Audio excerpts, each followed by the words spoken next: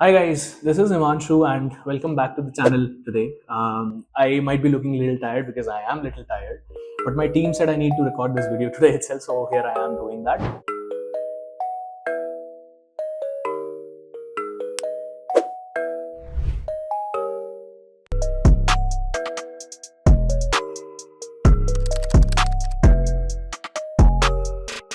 The topic for today is campaign structures because a lot of brands have these questions like should they follow one product, one keyword structure, or let's say should they put multiple products in one ad group?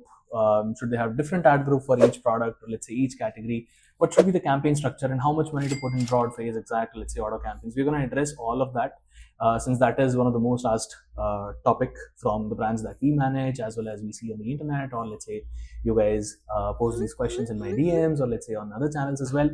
Um, so yeah, here I am now. Before we actually get into structures, by the way, I'm going to see on the screen and probably talk to you here as well because I have made some notes here. Now, before we actually get into structures, let's quickly talk about why campaign structure matters. Now, you basically get three major advantages when you structure your campaigns correctly, or let's say structure your campaigns better, because there is no correct thing as such in Amazon ads.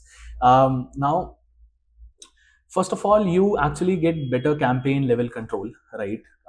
You get things like budget and placement level bidding control, which actually decide how aggressively you want to show up on top of the search and with what products, what asins, what SKUs, right? And how aggressive you want to showcase, let's say on product detail pages as well. So that's one control that you get. Second, you get better ad group control as well, which actually decides which product is being advertised on which placement, right? So that's second thing that you get. And then at ad group level, you can also control how much you are actually bidding, right? And third thing is you actually get the perfect balance between data aggregation and data segmentation, right? Now, aggregated campaigns might give you, say, little stronger data or stronger confidence. Segmented campaigns give you more control. Now, the magic is in actually choosing a mix of both and finding the right balance between the data aggregation and segmentation. And I'll tell you in detail if you're getting confused what is segregation and aggregation and segmentation.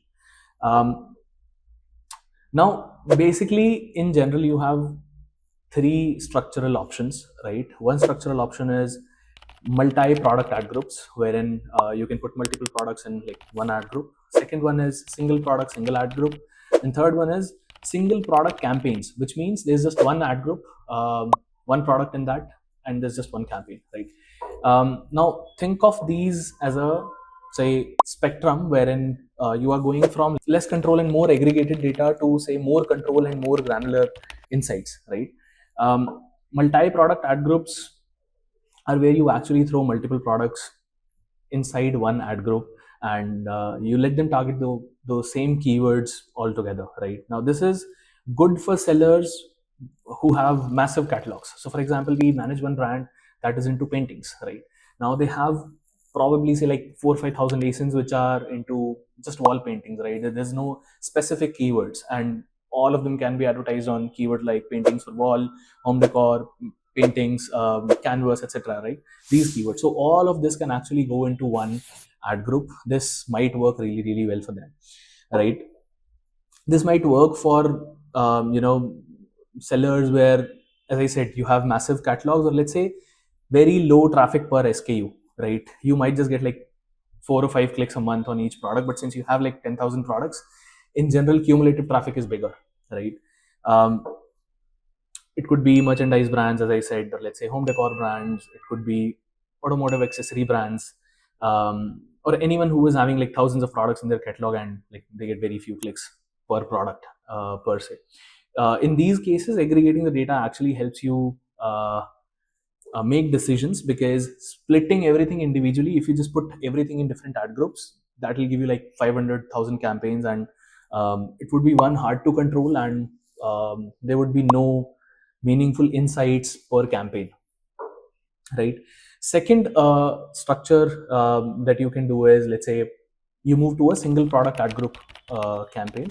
Now it will be one campaign, but each product gets its own ad group, and instead of being mixed with each other, they like stay in one campaign but still have different targetings, right? This is good for brands which are having like 300 to 1000 SKUs, where each product gets some data but not enough to actually justify its own separate campaign. Because in these cases, I cannot be like drafting like 500 to 1000 campaigns or 300 to 1000 campaigns. I can have maybe say 50 60 campaigns having multiple ad groups, and in each ad group I can add different products, right? And again, you can think of categories like apparel, maybe all your say specific t-shirt car, you can have one campaign, and v-neck t-shirts can go in one ad group, or say round neck t-shirts can go in one ad group, polo t-shirts can go in one ad group. This is how you can actually structure. This is second way, right? This gives you little higher control, because you can now control how much I want to bid on say v-neck, how much I want to bid on round neck campaigns, or let's say polo t-shirts, so on and so forth. Now this still gives you keyword level, placement level, product level control, and still keeps your management actually simple, because you will have only enough campaigns to manage in this structure as well. Now finally, the third structure which we recommend for 80 to 90% of the brands, by the way, and this is what we follow internally at Adsify as well, which is single product campaigns. Now this is one campaign, one ad group, and just one product in it. Now this gives you pure clarity and pure control. If you want to know exactly which keyword is driving exactly how much of sales from which exact placement, from which exact keyword, this is the structure that you can follow.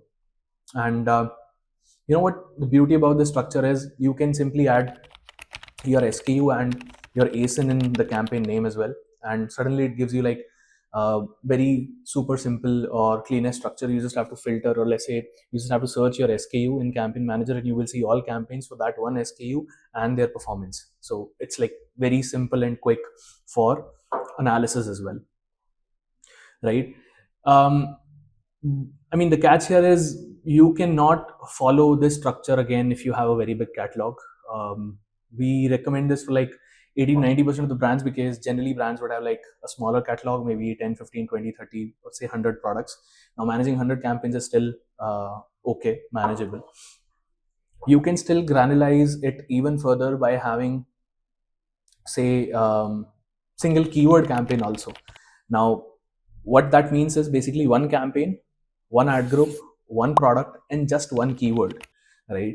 Now a lot of people on internet actually tell you to do this for all the keywords, whatever list that you have for each product, but that is actually not scalable, because ultimately this will also take you to like more than like 500,000 campaigns, which become very difficult to manage.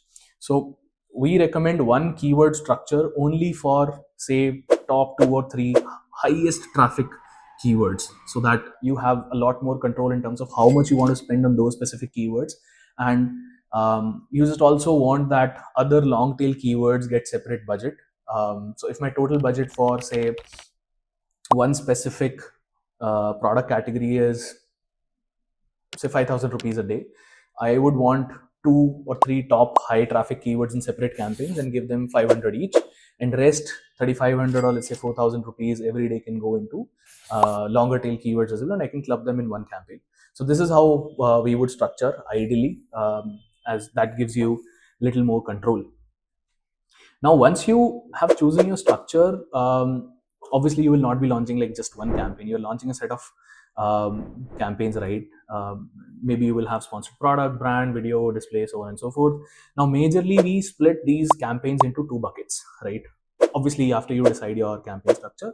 Now these 2 buckets are, one is research and one is your performance.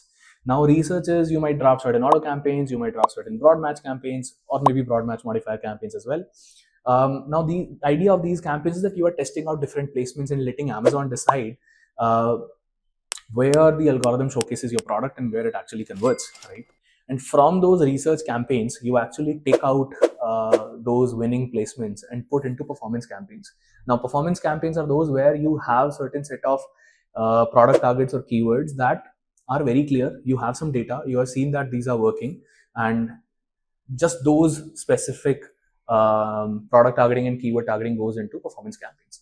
Obviously, you can define budget depending upon your product life cycle. If it's a new product, obviously you will spend a large amount of budget, or say 100% of your budget on research campaigns, because you will start with that.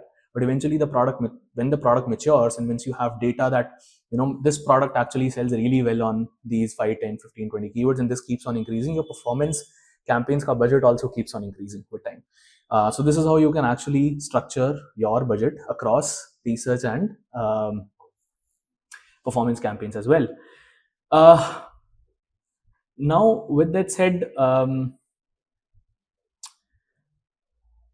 depending, I mean, which campaign structure should you choose to answer that question?